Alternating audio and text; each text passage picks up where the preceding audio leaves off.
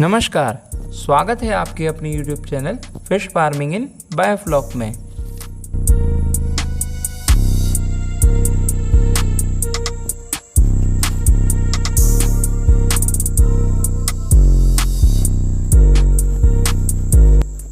तो हमने अपनी पिछली वीडियो में देखा था कि कैसे हमने अपना ग्राउंड वर्क कंप्लीट कराया है, मतलब कि जो नीचे हम लोगों ने ये गुम्मे और जो ईंटों के टुकड़े थे उनके ऊपर जैसे गिट्टी सीमेंट का वो करके मसाला का सब वो लेवल लगा के नीचे का अच्छे से फ्लोर तैयार कर लिया था। एक कच्चा मतलब बेस तैयार कर लिया था हम लोगों ने, जो स्लोप हमें बनाना था वो तैयार कर लिया था। इस वीडियो में मैं आपको बताऊंगा कि जो टैंक की दीवारें हैं और टैंक का जो बेस है, जो ज़मीन है, उसका सारे का कंप्लीट कैसे हुआ। तो इसमें हम आपको दिख रहा होगा इस क्लिप में आपको कि ये प्लास्टर हो रहा है इस दीवारों पर।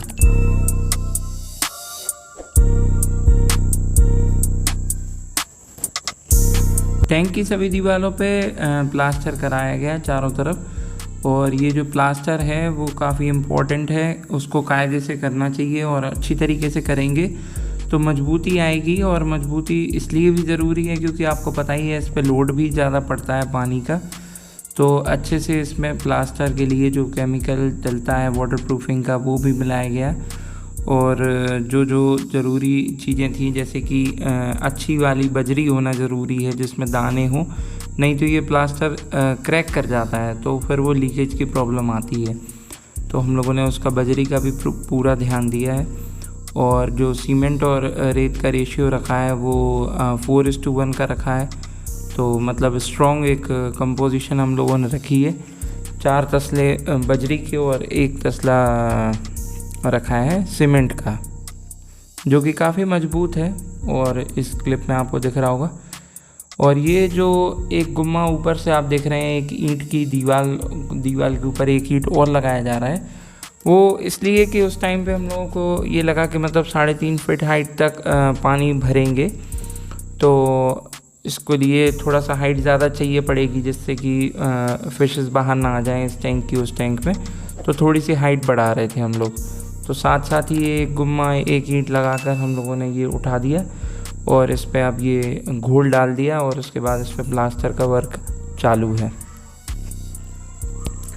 मतलब ये क्लिप सारी पुरानी है, टैंक्स एक्चुअल में कंस्ट्रक्शन हो चुका है, जैसा कि आपको पता ही होगा। सारा 2021 में हम लोगों का बन रहा था और वीडियोस अपलोड नहीं हो पाई, 21 में बन के सब कुछ तैयार हो गया है। तो ये पिछली वीडियोस हैं जो हम आपके साथ स्टेप बाय स्टेप सब कुछ बता रहे हैं कि कैसे हम लोगों ने इसका कंस्ट्रक्शन कंप्लीट कराया था। ये प्लास्टर हो जाने के बाद उसको हमारे यहाँ घुटाई कहते हैं, मतलब एक घोल चढ़ाते हैं सीमेंट का, और प्लास्टर करने के बाद जो दाने दाने छूट जाते हैं रेत के, उसमें से सारा पानी लीक होता है। तो कभी भी सीमेंट का टैंक बनता है या कोई भी टैंक बनते हैं हमारे, तो पानी का लीकेज ना हो उसके लिए घुटाई ही होती है। तो ये घुटाई कर रहे हैं, तो इसके लिए प्योर सीमेंट का एक लिक्विड बनाया था और उस लिक्विड में वाटरप्रूफिंग डाला था। तो वाटरप्रूफिंग लिक्विड और केमिकल जो डलता है वो दोनों डाला, और उसके बाद इसकी घुटाई अब कर रहे हैं वो।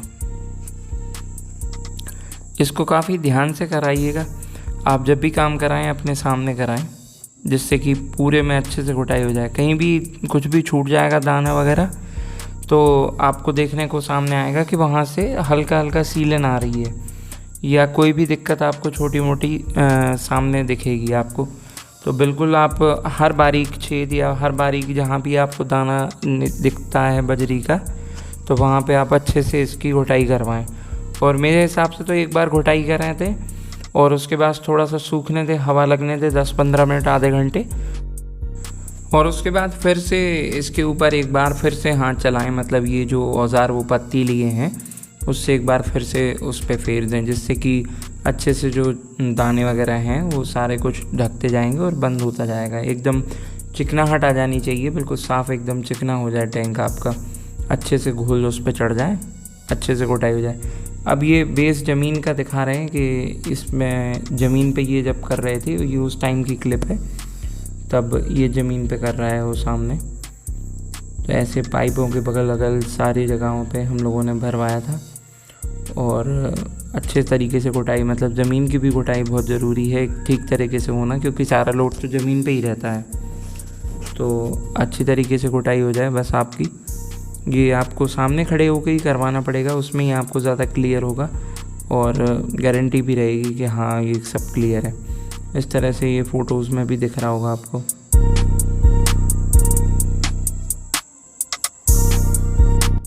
ये 15 से 20 मिनट हो जाने के बाद जब थोड़ा सा हवा लग गई आधा घंटे की, तो फिर हम लोगों ने इस पर दोबारा से चलवाया था, क्योंकि ये पत्तियों की जो लाइन बनती जाती है वो बाद में नहीं बनती।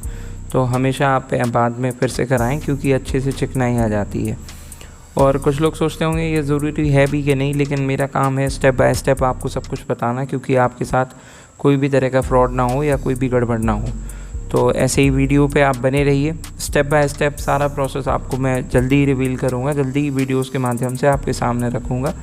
तो चैनल को सब्सक्राइब करिए, वीडियो पसंद आया हो तो लाइक करिए, जो भी क्वेरीज़ हों तो आप कमेंट करिए, बने रहिए अपने चैनल के साथ। नेक्स्ट वीडियो जल्दी ही आएगी, तब तक के लिए गुड बाय, टेक केयर।